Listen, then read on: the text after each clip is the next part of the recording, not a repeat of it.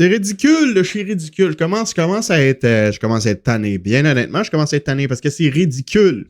On est rendu à un point où c'est ridicule. C'est stupide, c'est con. Il n'y a rien qui va. Il n'y a absolument rien qui va à ce niveau-là pour les Canadiens. Et c'est les blessures. Les maudites blessures sont de retour. Les blessures sont de retour. Qu'est-ce qu'on va faire? Je suis tanné, les blessures. Come on, man. On a 3 games de pré-saison. Il y a déjà la panoplie de blessés chez les défenseurs. Salut à toutes, c'est Smaps. Aujourd'hui, on se retrouve pour une nouvelle vidéo pour parler de vos Canadiens de Montréal. Hier soir, j'ai pas fait de review, j'ai pas fait d'après-match pour le match contre les Maple Leafs parce que je me suis dit tout simplement que ça valait pas la peine. Genre, le match était plate, le Canadien mangeait une volée, il y avait absolument rien qui allait, mis à part quelques points. Je vais en parler plus tard dans la vidéo de ces points positifs-là, mais les blessés. Sérieusement. Avant d'embarquer là-dedans, je t'invite à t'abonner. L'objectif est de se rendre à 10 000 abonnés avant la fin de la saison régulière du Canadien. Ça serait vraiment très, très apprécié si tu veux du contenu à tous les jours comme ça du Canadien. Des après-matchs aussi, quand ça va bien. Tu sais, quand les matchs, il n'y a rien à dire sur le match en tel de positif, je ne ferai pas d'après-match. Mais sinon, s'il y a des trucs positifs à dire, des après-matchs à tous les matchs. OK? Hier, je n'avais pas fait, ça ne sert à rien. Tout simplement. On va parler de ce qu'il y a à parler aujourd'hui dans cette vidéo. C'est les blessures. J'attendais d'avoir une mise à jour, qu'on ait une mise à jour sur tous les blessés avant de faire la vidéo. Puis là, c'est fait. Parce que le Canadien, après avoir annoncé hier, tout simplement, que tous 2 blessés à Allen, Caden Goulet et Noah Dobson seront évalués quotidiennement par l'équipe. Donc, Noah Dobson et Caden Goulet. Caden Goulet était supposé jouer hier, il n'a pas joué. Apparemment, c'est à cause d'une blessure à Allen. Noah Dobson, lui, a commencé le match. N'a pas joué de la 3e période. Il n'était même pas sur le banc. Donc, les 2 sont blessés à Allen. Si on se fie aux propos de Martin Saint-Louis lors de son point de presse d'après-match, c'est rien de trop grave. Donc, au moins, il y a ça de positif à ce point-là. Mike Matheson, hier, était bon dans les circonstances. Très, très bon match de Mike Matheson. J'étais très impressionné hier. Au moins, lui, s'est pas blessé. Donc là, présentement, on se disait, qui va gagner son poste? Jacky, Struble, là, comme c'est là, ils vont avoir leur poste tous les 2. Mais ce n'est pas tout. Ce n'est pas les 2 seuls défenseurs qui se sont blessés. Malgré que, à ce qu'on entend, c'est rien de grave. Puis ils devraient être prêts pour le début de la saison régulière. C'est correct. T'sais. Ça fait juste montrer que ça va pas toujours bien. Mais non seulement ces 2 gars-là se sont blessés à l'aine, il y a un autre défenseur qui n'a pas terminé le match hier et c'est David Renbacker. Le fameux David Renbacker, 5e choix au total en 2023, que le Canadien a repêché dans une controverse totale devant certains joueurs offensifs à talent pur. Est-ce qu'ils vont finir par le regretter? Moi, personnellement, je pense que oui. Je pense que même on devrait déjà le regretter, avoir son développement. Et David Renbacker a une légère tendance à se blesser facilement. Tu sais, l'année dernière, premier match préparatoire, il s'est scrappé le genou, il a manqué presque toute la saison. L'année d'avant, il s'est blessé pas mal aussi. Et là, après un match et demi de pré-saison pour sa part, il n'a pas fini le match hier. Il a quitté pour le vestiaire, n'est pas revenu. Et ce matin, le Canadien a annoncé que le défenseur David Renbacker ratera 4 semaines d'activité pour une fracture de l'os métacarpien.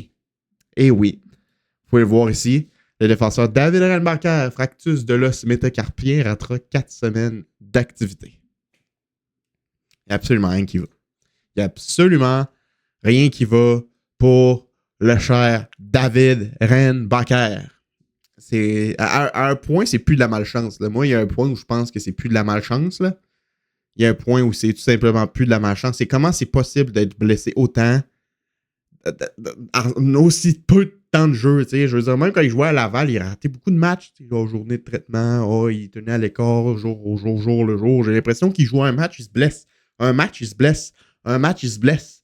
C'est une dinguerie monumentale. En plus d'être plutôt moyen sur la glace, mais en même temps, peut-on le blâmer? Il joue pas beaucoup. Il est tout le temps blessé, il est tout le temps en réhabilitation. C'est difficile de rester dans sa game dans ce temps-là. Mais je pense qu'à ce point-ci, pour David Renbacker, on est loin de la malchance. Là. C'est plus de la malchance, c'est impossible. Fracture de l'os métacarpien. Là, il y a beaucoup qui vont me dire, c'est quoi ce l'os métacarpien? Bro, de Renbacker, c'est rendu, il se pète des os, on sait même pas qu'il existe. Eh bien, c'est bien simple. L'os métacarpien, je vais le montrer ici. C'est l'os de la main ici. Tout simplement. Donc, il y a une fracture à la main. Je sais pas comment c'est arrivé. On l'a pas vu bloquer de tir avec sa main. On l'a pas vu manger de coups de bâton nécessairement non plus. Ça peut être arrivé sur un petit quelque chose de bien bénin, mais bon, il a la main cassée. Il va manquer 4 semaines d'activité, le pauvre David, encore une fois. Donc, sa pré-saison est finie. On ne le reverra pas du mois d'octobre. Puis on va le voir début novembre peut-être avec le Rocket de Laval. Donc, c'est un petit peu moyen pour lui. Là. On va pas se le mentir ici. On va pas se mentir ici.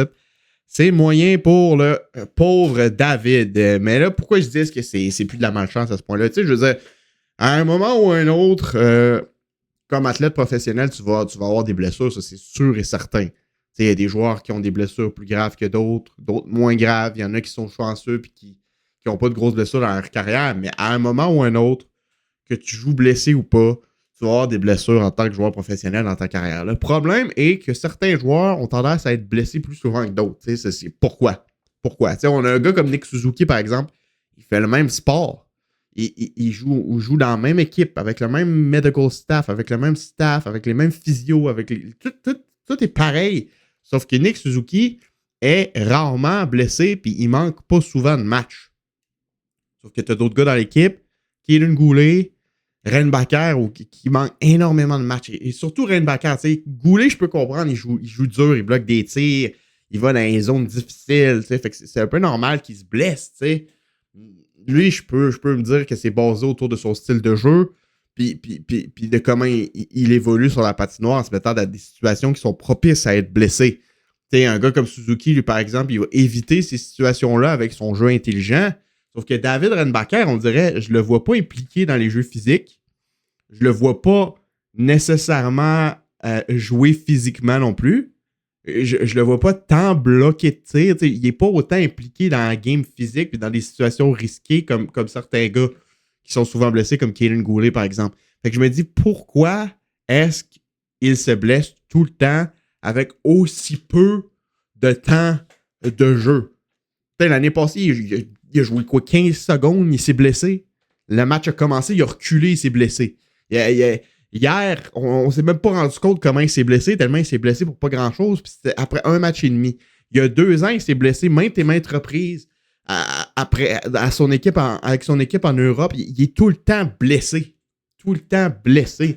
Puis je pense que là, c'est plus de la malchance. Je pense que c'est un problème de préparation physique. Je veux dire, à un moment ou un autre, pour jouer à ce niveau-là, sans se blesser, il faut que tu aies une préparation physique de feu. Tu sais, moi, si tu me mets dans une game de la Ligue nationale live là, si je meurs pas au bout de mon souffle après 5 minutes, je vais probablement me blesser parce que je suis pas physiquement prêt pour jouer à ce niveau-là. Tu sais?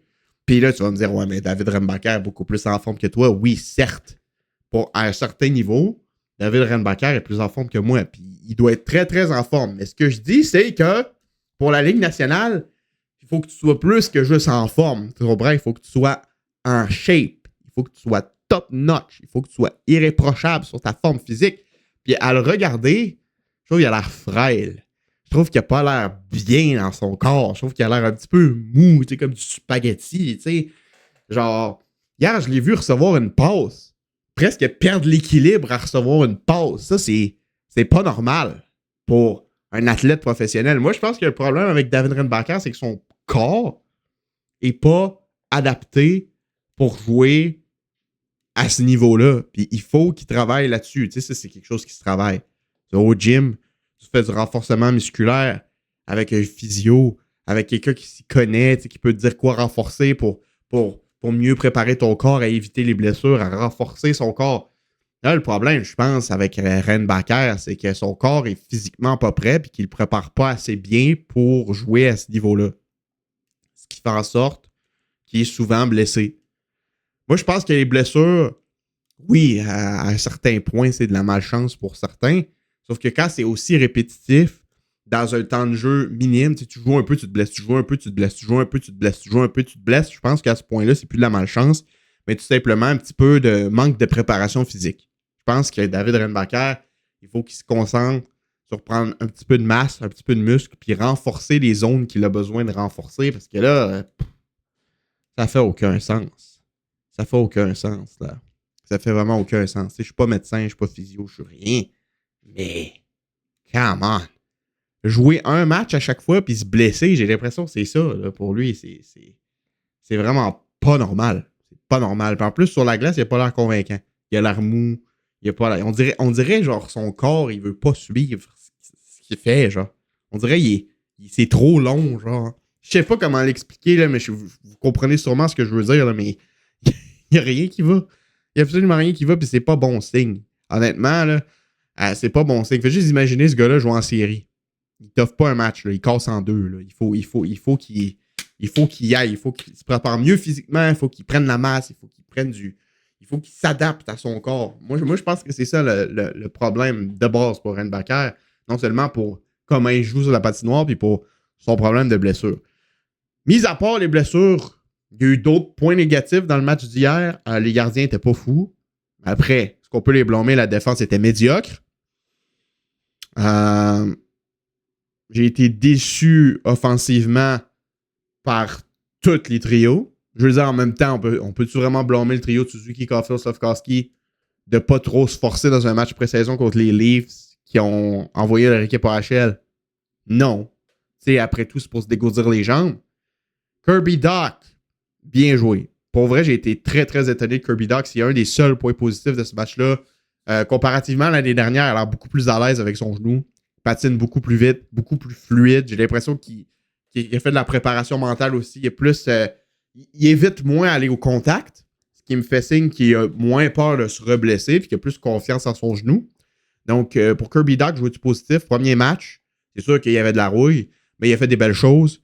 Puis moi, personnellement, il m'a impressionné. Il a été meilleur hier que toute la saison dernière dans tous les matchs qu'il a joués. Donc, Kirby Dach, c'est un point positif sur ce qu'il a fait. On a vu quelques petits flashs aussi avec Demidov. Il a l'air d'avoir de la chimie qui se développe. Puis il a aussi joué en désavantage numérique que je n'ai pas détesté. Oui, son trio, certes, a été là sur la glace pour 3 buts des Leafs, sauf que j'attribue pas vraiment le problème à Dach. La défense était médiocre, était pas bonne. Les gardiens n'étaient pas nécessairement leurs meilleurs. Puis il y a un élément sur le trio de Dach qui est nuisible jusqu'à maintenant, c'est Patrick Laine. Comme vous savez, je l'ai défendu beaucoup, Patrick Laine, jusqu'à maintenant. Sauf que là, dans les 2 matchs pré-saison qu'il a joué, ça marche pas du tout à 5 contre 5. Là, c'est dégueulasse. Il prend la rondelle, il bouge pas ses jambes. Il essaie de feinter juste avec ses bras, même juste avec ses mains. Des fois, j'ai l'impression même son corps et ses épaules ne bougent pas. Il est lent. Quand il reçoit la puck, le jeu meurt, puis il joue pas pantoute en défense. Pas pantoute en défense. La raison pourquoi le Demidov est ralenti et que le trio est ralenti, c'est Patrick Laine. Puis pour un gars qui avait dit qu'il était la meilleure forme physique de sa vie, un petit peu de la misère. Là. C'est soit c'est un manque d'effort, soit c'est une peur de se blesser, soit c'est juste qu'il est trop lourd ou il est pas prêt physiquement nécessairement. J'ai aucune idée c'est quoi le problème avec Laine, mais tabarnouche. C'est pire que pire. C'est pire que pire. L'année dernière, en série, en fin de saison, on était comme OK, c'est les blessures. Là, il n'y a aucune raison d'être blessé. Là. Aucune raison. Donc, pour Patrick Laine, il va falloir que ça s'améliore parce que sinon, je pense qu'il va se ramasser sur le 3-4e trio vite fait puis que Bolduc va prendre sa place. Parce que en tel, Dach et Demidov ont des beaux flashs, mais Laine a rien du tout. Mis à part son bien avantage numérique, il a juste eu besoin de tirer la puck dans le but ouvert. C'est même Joël Armia aurait marqué ça. Là. Puis c'est pas un spécialiste de l'avantage numérique puis du one-timer. C'est Demidov qui a tout fait sur ce jeu-là. Il y a des gens qui commencent à savoir Demidov, il est peut-être pas prêt. Demidov, il est peut-être pas prêt. Comment? C'est des matchs pré-saison. Il y a un poids lourd, poids mort sur son trio. Je vais lui laisser une chance. Là. Moi, j'ai trouvé qu'il a bien fait dans la plupart de ses présences. C'est juste qu'à chaque fois que Laine touche la puck, le jeu, il meurt. On perd la rondelle, puis il descend pas. Il back-check pas. Ça fait que beaucoup de points négatifs hier, les blessures. Malgré le fait que Goulet et Dobson, normalement, devraient être rétablis pour le match d'ouverture. Renbacker, lui, je pense que c'est au-delà de la malchance. Après tout ça, Dach s'est beaucoup amélioré. Demidov démontre des belles choses avec Dach. Laine est vraiment nul. Le reste, je pense qu'on peut tout oublier de ce match-là. Là, genre Suzuki, Slafkovsky, Caulfield, tout ça. Je pense qu'on peut mettre ça derrière nous. Là. Le match n'a pas d'importance en tel. On va voir la suite de la pré-saison. On va sûrement avoir des gars qui vont se faire envoyer au camp du Rocket dans pas trop long. Puis on va voir de plus en plus le vrai line-up s'activer. Puis le Canadien va continuer de se préparer pour sa saison en espérant pas avoir trop de blessures. Donc, dites-moi ce que vous en pensez dans les commentaires de ce que j'ai dit. Donnez-moi votre opinion aussi. Laissez un petit like, abonnez-vous, activez la cloche pour plus de contenu sur vos Canadiens de Montréal. C'était votre ami Ismabs. Et je vous dis, passez une bonne fin de journée. Je vous dis à la prochaine pour une autre vidéo. Bye bye.